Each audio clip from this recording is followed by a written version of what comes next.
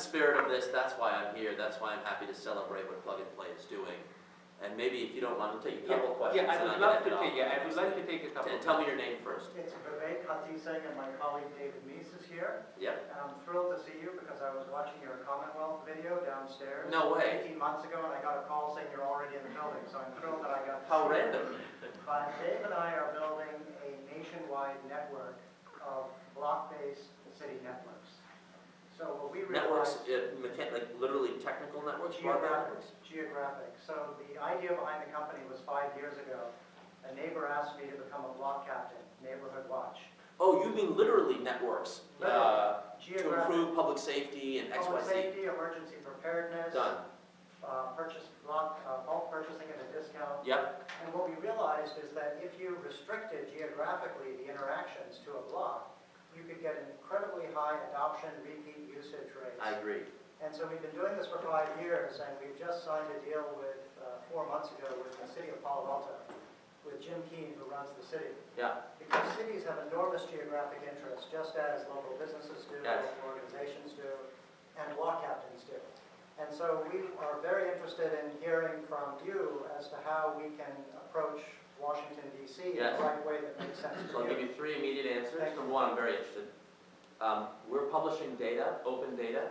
So if we can bring like a data service that hyper-localizes information so that you know at the block level what your obesity rate is, your health, your education statistics, your transportation challenges.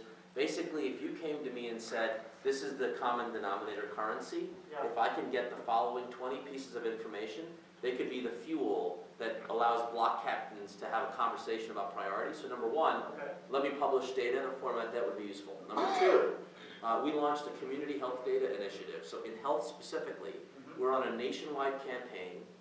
We put some resources behind this. In fact, just down the street, a woman named Indu Subaya and Matthew Holt launched health, the number 2, challenge.org to think about innovative applications that can be used to promote best practices in improving health at the block level, at the community level. Okay, So great. perhaps you could work with them on sponsoring a challenge Okay. that would help bring more development resources to help at the block level.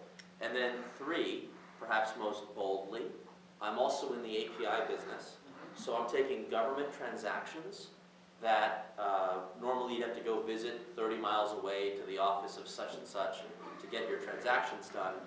I'm looking at creative ways to build an API so that your firm could say, hey, for this block, the government service they'd love to be able to execute locally is Social Security benefit determination letters. I have no freaking idea. Right. So if we found a way to allow you to produce this. Be careful all the words you use. Oh, yeah. But I think that would be the spirit of this. If there's Okay. a way to get the connection points to federal programs that are customer service oriented, Yes. so that at the block level, people can see an improvement in customer service on federal government programs, projects, transactions, because you've identified a few, don't solve world hunger.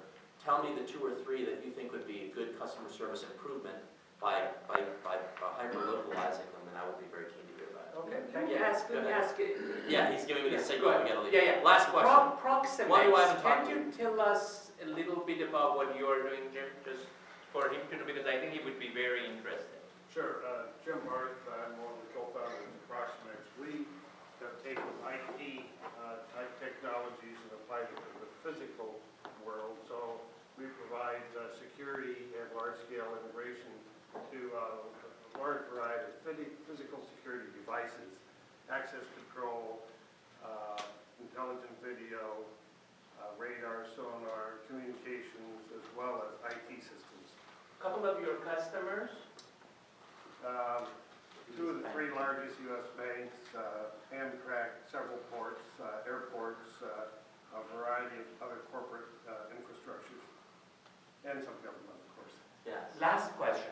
You choose. Yes, you have it. Again, we met briefly. A second ago, yeah. And Second Doug's the guy residence. behind you for the Yeah, he's the guy. educational education. At Plug and Play, I've been a corporate executive, I've been a dean of engineering, I've been a startup executive, and I want to tie 2 of your points together. First of all, I completely agree that the economy is not going to reach its new glory days where the existing sort of dinosaur companies, it's going to be new companies that do new things that solve sell to global markets, and these are going to have to take technology education and innovation. Now, I must know 100 young potential entrepreneurs, either students or they're in big corporations right now, who would love to start companies, but they can't because they lose their group health insurance. Well, here's my challenge. Under the Affordable Care Act, we included a provision that would provide effectively subsidies for entrepreneurs to start new businesses and apply for credits that would bring the costs of health insurance down dramatically. Now, there's a limit to the number of companies that can apply for these credits, and the implementation of these credits are obviously, there's a lot of fine print how to make it work. Conceptually, it is a program in place to help small businesses while we transition to the new health reform experience in 2014 to provide that bridge and support. I do think, not that age is the ideal scenario here, but the fact that we've expanded and it's already active, the 26 age limit for being on your parents' insurance plan has actually, the traffic on email back to me on people who are willing to start a business early in their career because they can stay on health insurance with their families. That was not maybe the initial theory behind putting kids up to 26, but one of the benefits, the secondary benefits, is in fact that that's happened. So my short answer is, my hope is that the small business provision in the current law does allow for people to apply for that grant. It's not clear to me exactly how many will qualify under what terms, because there's some provisions in there that are specific about the kind of businesses and so forth. Second is the age.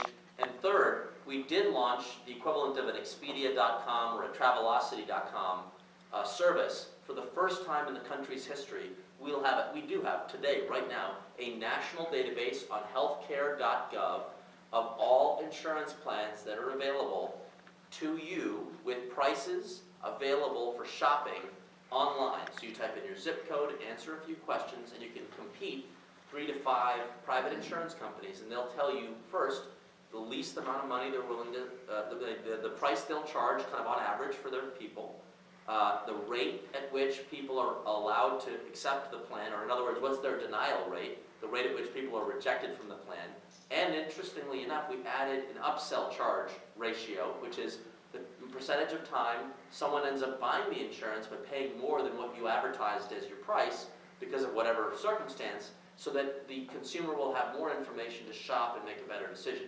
I can assure you there's 10 to 15% price variation just on the databases we've seen go live as of October 1.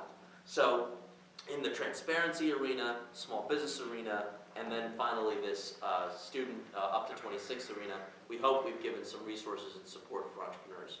With that, I'm going to have to say goodbye because Doug's going to kill me. I have one question. Quick. Strategic, actually. A strategic My question. name is Abe Gambari, we just met. Yes. I really would appreciate if you go back, talk to the president and Stephen Chu. Yes. To take a look at our national laboratories. Yes. Which used to be crown jewel of this country and Yes. the world, but they are really no longer, as far as the technology transfer is concerned, the same as what they used to be. So is anybody looking after Of that? course there are. We have a whole team inside the administration looking at initiatives like Entrepreneurs in Residence and other programs to improve the commercialization rate. I'm not satisfied with where we are in that area, and we're looking at all issues, including regulatory issues around the Bayh-Dole Act, to make it better. All right.